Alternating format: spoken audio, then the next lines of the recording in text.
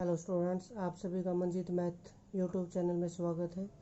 और आज हम जो इस वीडियो में डिस्कस करने वाले हैं वो है क्लास 6 का टॉपिक और प्रश्नावली हमारी 2.2। चैप्टर का नाम है पूर्ण संख्याएं। तो देखिए फर्स्ट क्वेश्चन दिखा हुआ है, उपयुक्त क्रम में लगाकर योग ज्ञात कीजिए। इसके दो पार्ट है और देखिए कैसे सॉल्व करते हैं। कॉपी में यहाँ पे पहले ही लिखा हुआ है, तो देखिए इसको सही ढंग से कैसे सॉल्व करना है। एक तो हम सीधे सीधे करते हैं, लेकिन उपयुक्त क्रम के हिसाब से अगर हमें क्या ध्यान रखना है, हमारा जोड़ दो संख्याओं का जोड़ कोशिश हमें ये करनी है जीरो की तरफ जाए। क्या किसकी तरफ जाए? जीरो की। जैसे इसका इकाई का अंक 7 और यहाँ पे इकाई का अंक 3। 7 और 3 को जोड़े तो जीरो की तरफ जाता है। 7 और 8 को जोड़ दे तो जीरो नहीं बनता, 15 बनता है। या फिर 8 और 3 को जोड़ते हैं तो 11 बनता है, जीरो नहीं बनता।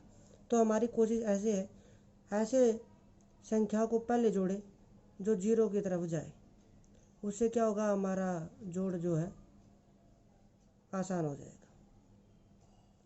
जब इन दोनों को जोड़ते हैं, जीरो जीरो 11 और 1 12 प्लस, देखिए कितनी आसानी से इसको हम हल कर रहे हैं। और जब इसका जोड़ करते हैं तो 1408 इसका आंसर, बहुत ही आसान तरीके से। ऐसे अब देखिए दो में अगर हम 3 जोड़ते हैं, इकाई के अंक से ही पता चल जाएगा। 2 में 3 जोड़ते हैं तो 5 आता है, ये नहीं चल सकता। 2 में अगर हम 8 जोड़े तो जीरो की तरफ जा रहा है, तो हम इसको और इस संख्या को दोनों को इकट्ठा लिखेंगे। 1962 प्लस 1538 प्लस, अब देखिए 3 और 7 को जोड़ते हैं तो पेयर बन जाते हैं इनका। तो हम क्या करेंगे, 453 प्लस 647 इनको जोड़ देते हैं। अगर इनको जोड़ते हैं तो जीरो 9 1 10 जीरो 14 और 1 15 हासिल 1 2 और 1 3। इसको जोड़ते हैं जीरो 9 और 1 10 जीरो 10 और 1 11। बहुत ही आसान तरीके से हमारा क्वेश्चन सोल्व हो जाता है। तो ये था वो उपयुक्त क्रम। तो शुरू से आखिर तक आप आगे भी क्वेश्चन किए जाएंगे, शुरू से लास्ट तक आप इस वीडियो को देखते रहिए। बहुत ही आसानी से आपको समझ में आएगा, बहुत ही अच्छी ट्रिक है। सेकंड क्वेश्चन देखिए, उपयुक्त क्रम में लगाकर गुणनफल ज्ञात कीजिए। गुणा करने हमें ए पार्ट का इसका दिया हुआ है 2 गुणा 1768 गुणा 50। ऐसे बी पार्ट लिख लेता हूँ मैं, 4 गुणा 166 गुणा 25। तो देखिए कैसे करना है। यहाँ पे थोड़ा सा ध्यान रखना है, जैसे अभी किया था पहले क्वेश्चन, जीरो की तरफ बढ़ना है हमें। देखिए 2 की और 8 की अगर हम गुणा करते हैं तो 16 आता है, जीरो नहीं आता। 50 को और 2 को गुणा कर दे तो हमारे पास जीरो जल्दी बनता है। तो 2 और 50 को कर देते हैं इकट्ठा और 1768 को कर देते हैं बाद में गुणा। इन दोनों की गुणा करते हैं 100। और देखिए कितनी आराम से ये क्वेश्चन सॉल्व होने लग रहा है। यहाँ पे क्या है, इसको लिख क्या और इसके पीछे लगा दी, रख दी 2 जीरो। तो ये हमारा आंसर। सेम प्रोसेस यहाँ पे, किन दो को हम आपस में गुणा करें कि हमारा आंसर जीरो की तरफ बढ़े। तो 4 और 25 देखिए यहाँ पे दिखाई दे रहा है साफ। 4 और 25 के अगर हम गुणा करते हैं तो जीरो की तरफ बढ़ रहे हैं। इनकी गुणा 100 और 166 से आप गुणा, बहुत ही सिंपल, बगैर गुणा के हम काम कर रहे हैं। देखिए बिल्कुल सिंपल। ऐसी सी पार्ट और सी पार्ट में जो क्वेश्चन दिया हुआ है, देखिए यहाँ कॉपी में दिखाई दे दीजिएगा आपको। 8 गुणा 291 गुणा 125 और डी का भी मैं स्टेटमेंट लिख लेता हूँ, 625 गुणा 279 गुणा 16। तो देखिए अब इसको अगर हम करते हैं तो 8 की और 125 की कोशिश करते हैं, जीरो की तरफ जा रहा है ये दोनों, और 291 को लिख लेते हैं अलग। जब इसकी गुणा करते हैं 40 16 और 4 20 हासिल 2 8 और 2 10। देखिए बिल्कुल सिंपल, कोई दिमाग में इतना जोर लगा, 3 जीरो है ये पीछे लगा देते हैं, ये आंसर। ऐसे ही अब देखते हैं डी में।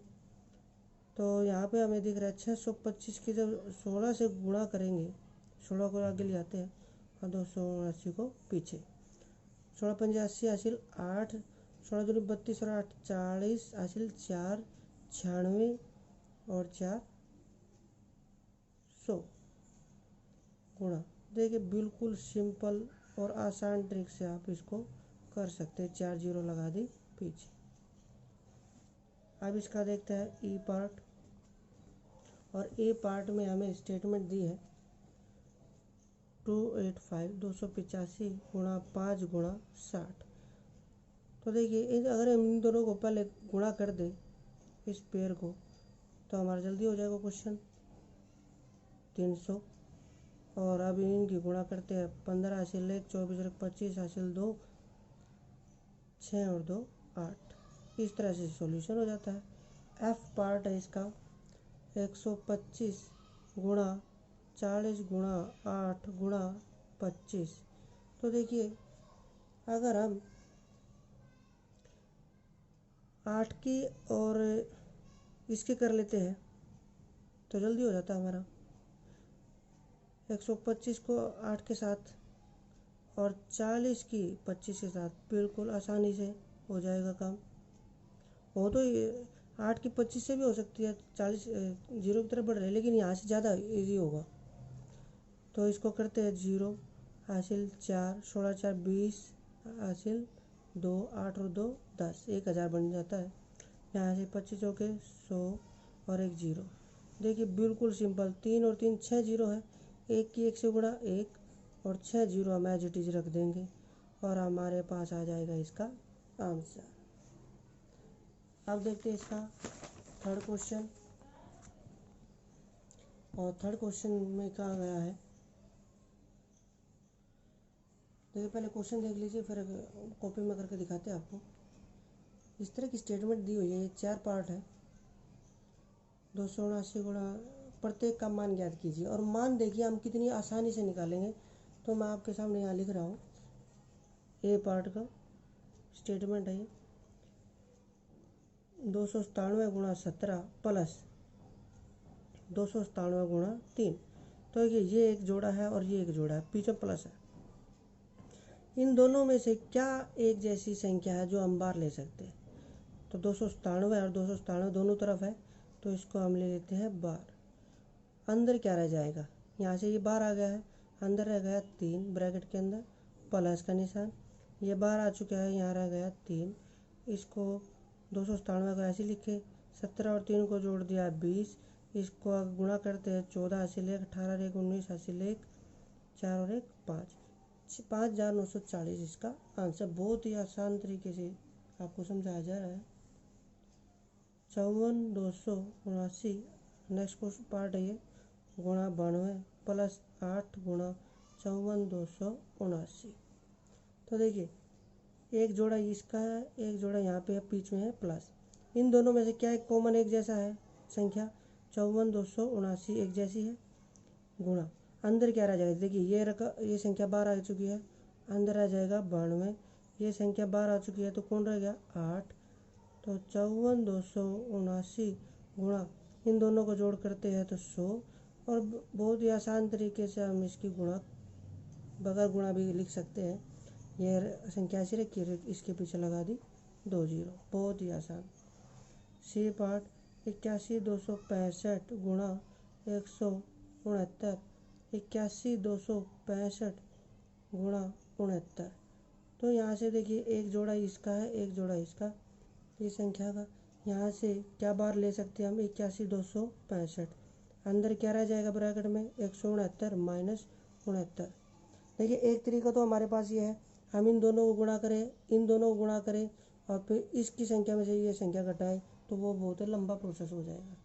छोटा प्रोसेस करने के लिए हम इस तरह से कर सकते हैं।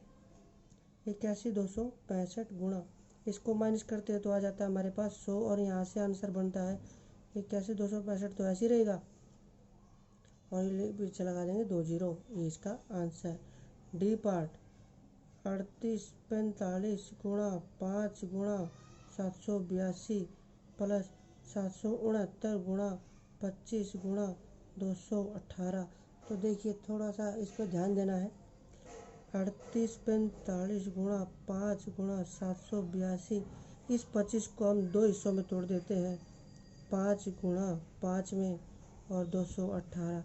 अगर इन दोनों को गुणा करते हैं तो हमारे पास देखिए, इसको लिख लेते पहले ऐसे प्लस, इसको अगर हम गुणा करते हैं, 5 में 45 हासिल 4, 30 और 4 34 हासिल 3, 35 और 3 39, 35 और 3 38 गुणा 5 गुणा 218।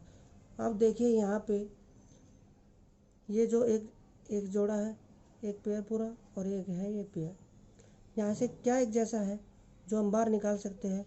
3845 यहाँ पे भी है और यहाँ पे भी है, 5 यहाँ पे भी है, यहाँ पे भी, दोनों को इकट्ठा बाहर निकाल लिया। अंदर क्या रह जाएगा, 282 यहाँ से और 218 यहाँ से। तो यहाँ से अगर हम गुणा करते हैं तो 5 बचे 25 हासिल 2, 20 और 2 22 हासिल 2, 40 और 2 42 हासिल 4, 15 और 4 19, और यहाँ से जब जोड़ते हैं 0, 8 9 और 1 10, 9 और 1 10। देखिए बहुत ही आसान तरीके से अब हमारा सॉल्यूशन निकलने लग रहा है। अब इसको कर देते हैं इस तरह और इसके पीछे लगा देते हैं 3 0। ये हमारा आंसर, बहुत ही सिंपल और अच्छा तरीका था ये। अब देखते हैं इसका नेक्स्ट क्वेश्चन, क्वेश्चन नंबर 4, और इसका ए पार्ट है। पहले इसकी स्टेटमेंट देख लेते हैं, फिर आपको पता चलेगा हम कर क्या रहे हैं। तो देखिए, गुणों का प्रयोग करके गुणनफल करना है। मतलब क्या है, एक तो हम इसको सीधे सीधे गुणा कर सकते हैं, लेकिन हम अपनी विधि के द्वारा इसको बहुत आसानी से करेंगे। 4 पार्ट है, चारों देखिए कैसे किए जाएंगे।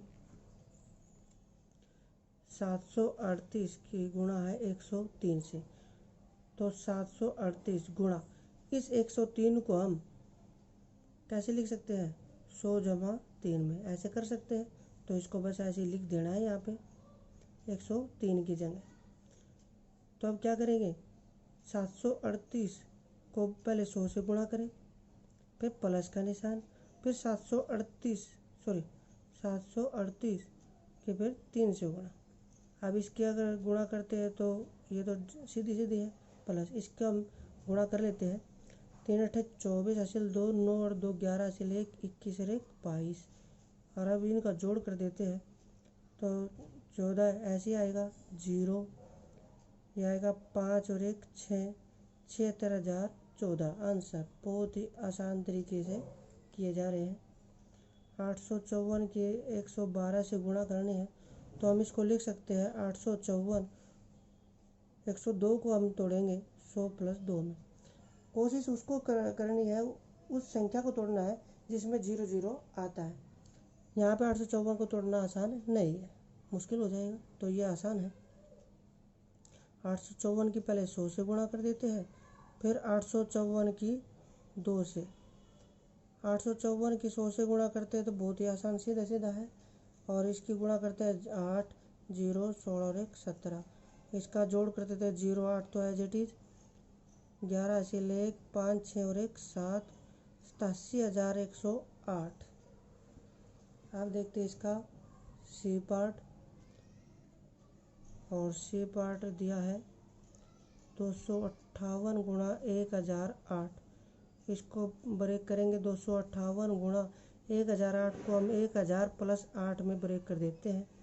258 की 1000 से गुणा कर देते हैं, और दूसरी तरफ 258 की 8 से भी गुणा कर देते हैं। 258 की अगर 1000 से करते हैं, इसके पीछे 3 0 आ जाएगी। यहाँ इसकी गुणा करके देख लेते हैं। 64 हासिल 6, 40 और 6 46 हासिल 4, 16 और 4 20। अब इनका जोड़ देखिए, 0 6 4 तो ऐसी एज इट इज आएगा, 0 8 और 2 10 की 0 हासिल 1, 5 और 1 6, तो यह आ जाता है 2,60,064। अब इसका है डी पार्ट, जो इस क्वेश्चन का फोर्थ का लास्ट पार्ट है। 1005 गुणा 168। तो यहाँ पे हम 1005 को ही तोड़ते हैं, 1000 प्लस 5 और 168, वही सेम एज इट इज है। 168 की 1000 से गुणा, फिर प्लस, फिर 5 की 168 से गुणा। तो देखिए अब 168 इसके पीछे रख देते हैं 3 जीरो। यहाँ से 8 5 40 हासिल 4, 30 और 4 34 हासिल 3, 5 और 3 8। अब इसका जोड़ करते हैं 840 तो एज इट इज और 168 भी एज इट इज। तो ये हमारा आंसर। अब देखते हैं इसका 5th नंबर का क्वेश्चन। और 5th क्वेश्चन को सॉल्व करने से पहले इसकी स्टेटमेंट देख लेते हैं क्या दिया हुआ है। तो ये इसकी स्टेटमेंट। और स्टेटमेंट में देखिए, किसी टैक्सी ड्राइवर ने अपनी गाड़ी की पेट्रोल टंकी में सोमवार को 40 लीटर पेट्रोल भरवाया। अगले दिन टंकी में 50 लीटर पेट्रोल भरवाया। यदि पेट्रोल का मूल्य 44 रुपये प्रति लीटर था तो पेट्रोल पर कुल कितना खर्च किया। तो देखिए इसको स्टेप बाय स्टेप कैसे करते हैं। सोमवार को पेट्रोल लिया 40 लीटर। कितना है? 40 लीटर। मंगलवार को पेट्रोल लिया 50 लीटर। कुल पेट्रोल देखते हैं हम कितना, 40 और 50 दोनों दिनों का जोड़ देते हैं तो कितना आता है 90 लीटर। 90 लीटर पेट्रोल आ जाता है। और 1 लीटर पेट्रोल का मूल्य दिया हुआ है कितना है 44 रुपये 44 रुपीज़। लेकिन हमारे पास 2 दिनों का कितना है 90 लीटर। जब 1 लीटर का 44 रुपये है तो 90 लीटर का रेट तो ज़्यादा होगा ही होगा। तो इसके लिए हम क्या करेंगे, 44 की और 90 की गुणा कर देते हैं। 0 6 39 तो 3960 रुपये का उसने दोनों दिनों में टोटल पेट्रोल खर्च किया, या इसको कह सकते हैं लिया। अब देखते हैं क्वेश्चन नंबर 6। 6 नंबर का क्वेश्चन है। 6 नंबर का क्वेश्चन है, कोई दूध वाला तो स्टेटमेंट देखिए पहले आप। कोई दूध वाला एक होटल को सुबह 32 लीटर दूध देता है, शाम को 68 लीटर दूध देता है। दूध का मूल्य है 15 रुपये प्रति लीटर है। तो दूध वाले को प्रतिदिन कितनी धनराशि प्राप्त होती है। तो सुबह कुल दूध, डायरेक्ट अगर लिखना चाहते हैं तो हम लिख सकते हैं कुल दूध की मात्रा। सुबह है 32 लीटर और शाम का है 68 लीटर। तो दोनों का हम जोड़ देते हैं। कितना एक दिन में कितना लीटर है 100 लीटर वो होटल में दे रहा है।